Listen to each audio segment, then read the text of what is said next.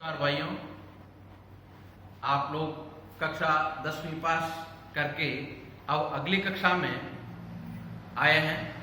कक्षा एकादशी में आते ही आपको साइंस पढ़नी है, कॉमर्स पढ़नी है या आर्ट्स पढ़नी है, ये आपको निर्णय करना है। जिन लोगों ने ये निर्णय किया है कि मुझे तो साइंस ही पढ़नी है, तो साइंस में भी दो भाग हैं, साइंस मैथमेटिक्स और साइंस बायो।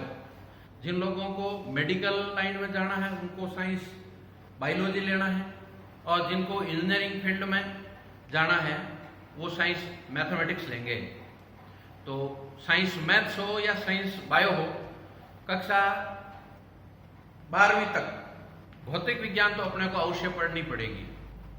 भौतिक विज्ञान क्या है, विज्ञान क्या है, ये हमने कक्षा 10 में पढ़ा था कि विज्ञान क्या है, विज्ञान की परिभाषा पढ़ी थी कि विज्ञान क्या है, फिर विज्ञान के कौन कौन से भाग हैं, यानी विज्ञान की कौन कौन सी शाखाएं हैं।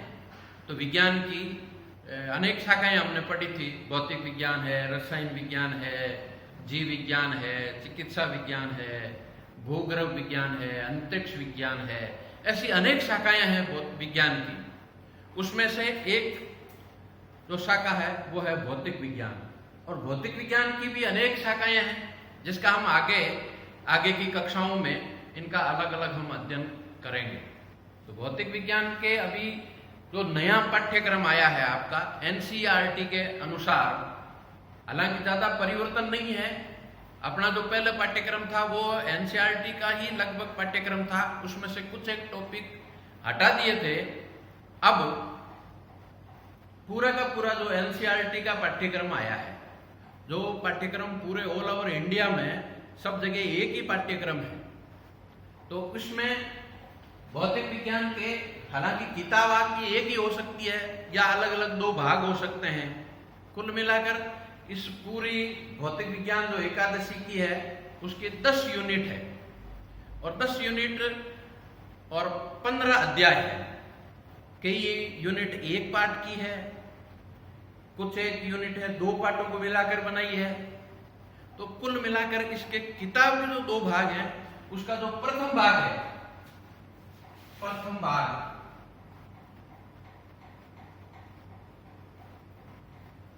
भाग में जो सबसे पहले जो आपके पाठ्य की पुस्तक दे रखी है उसमें लिखा है, वो कोई पाठ नहीं है, 0 अध्याय है, और उसमें है गणितीय सूत्र जो आपके अति आवश्यक है। आपको भौतिक विज्ञान पढ़ने वालों को इन सूत्रों को याद करना, वो सूत्र कोई ज्यादा कठिन नहीं है, वही सूत्र है जो हमने कक्षा 8वीं से लेकर 10वीं तक पढ़े हैं। घन, घनाभ, गोला, शंकु, बेलन, इनके परिष्ठित क्षेत्रफल, इनके आयतन, फिर त्रिकोणमिति के सूत्र, ये सारे सूत्र अपने को याद होने चाहिए। कुछ एक अवकलन और समाकलन के सूत्र हैं, जो अवकलन समाकलन जो कक्षा 12वीं में एक पुस्तक आती है गणित की, अवकलन समाकलन, तो उसके आपको बेसिक सूत्र आपको ध्यान में होने चाहिए। वो सूत्र हम आपको जैसे जैसे हम पढ़ेंगे आगे जहां जरूरत होगी उस समय आपको ये सारे के सारे सूत्र हम आपको अच्छी तरह से लिखा देंगे, और हम आपको अलग से नोट्स बनाकर एक पीडीएफ फाइल के द्वारा आपको इस यूट्यूब चैनल के माध्यम से आपको भेज दिया जाएगा। अभी जो इसके जो आपकी पाठ्य पुस्तक है उसके 2 भाग हैं। हालांकि मार्केट में ये पुस्तक अभी जो गवर्नमेंट की जो किताब है वो तो आई नहीं है, शायद अब आने वाली है, 1-2 दिन में आ जाएगी। बाकी दूसरे जो पब्लिशर्स हैं उनकी पुस्तकें बाजार में आ चुकी है। तो आप बिना किसी विलंब के आप अपने पुस्तकें खरीद लें, कॉपियां खरीद लें, और उसमें आज से ही लिखना शुरू कर दें। हो सकता है आपके जैसे अभी कोरोना के कारण से क्लासेस आपकी देरी से लगेगी, कम समय बचेगा सत्र का, तो गवर्नमेंट हो सकता है आपको कुछ पाठ्यक्रम कम कर दे। लेकिन आपको आगे की कक्षा में इन पाठों की आवश्यकता होगी। आप जैसे कंपटीशन देंगे उसमें पूरा का पूरा पाठ्यक्रम आएगा।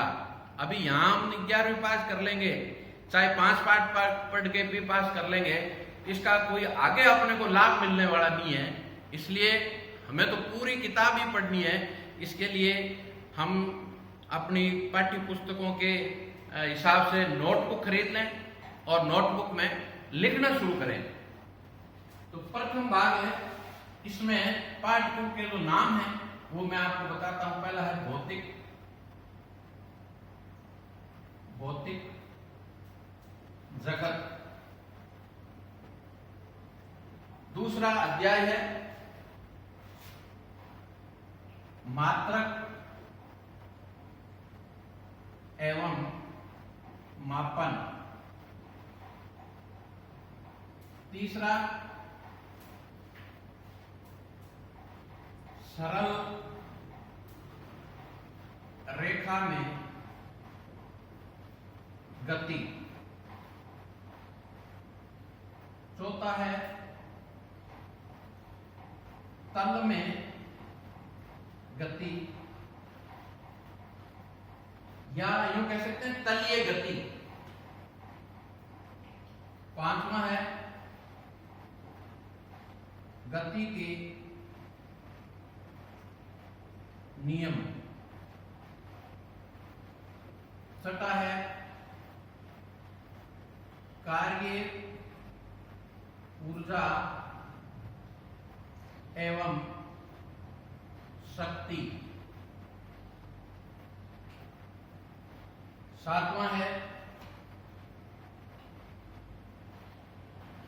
कणों का निकाय। कणों के भी कर सकते हैं, कणों के निकाय एवं घूर्णी गति।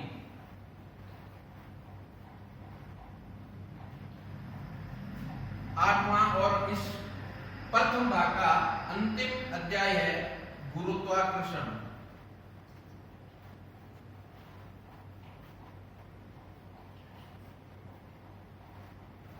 ये कुल मिलाकर 8 जो अध्याय है वो प्रथम भाग में है। इसी प्रकार द्वितीय भाग में 7 अध्याय दे रखे हैं। कुल मिलाकर 15 अध्याय भौतिक विज्ञान की जो आपकी पाठ्य पुस्तक है उसमें दे रखे हैं। और ये सब के सब महत्वपूर्ण अध्याय है। हालांकि कुछ इनके बारे में अपन ने पढ़ाई है, कार्य क्या है, ऊर्जा, शक्ति, ये हम कक्षा में पहले पढ़ चुके हैं। इसमें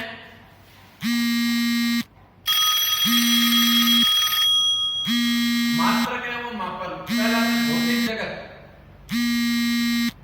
अब भौतिक जगत क्या है, भौतिक जगत की उत्पत्ति कहां से हुई है, ये सब हम अध्याय में पढ़ेंगे। ये हम पहले पढ़ नहीं चुके हैं। मात्रक